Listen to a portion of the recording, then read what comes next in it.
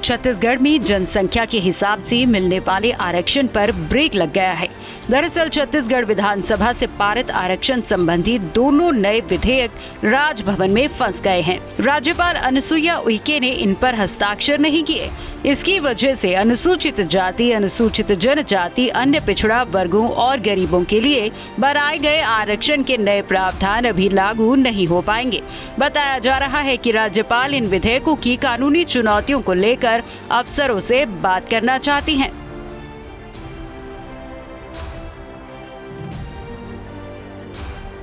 19 सितंबर को छत्तीसगढ़ हाईकोर्ट ने गुरु घासीदास साहित्य संस्कृति अकादमी मामले में फैसला सुनाया था, जिसमें छत्तीसगढ़ में चल रहे 58% आरक्षण को असंवैधानिक बताकर खारिज कर दिया गया था।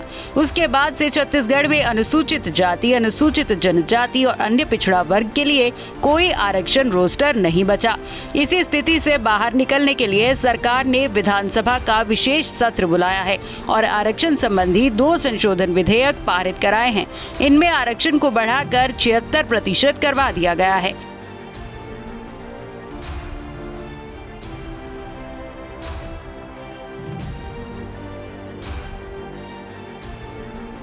शुक्रवार को विधेयक पारित होने के बाद संसदीय कार्य मंत्री रविंद्र चौबे, विधि मंत्री मोहम्मद अकबर, आबकारी मंत्री कवासी लखमा, खाद्य मंत्री अमरजीत भगत और नगरीय प्रशासन मंत्री शिव डहरिया रात को ही उसे लेकर राजभवन पहुंचे थे।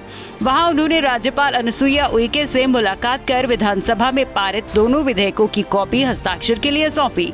उस समय राज्यपाल ने नियमानुसार कार्रवाई की बात कही थी।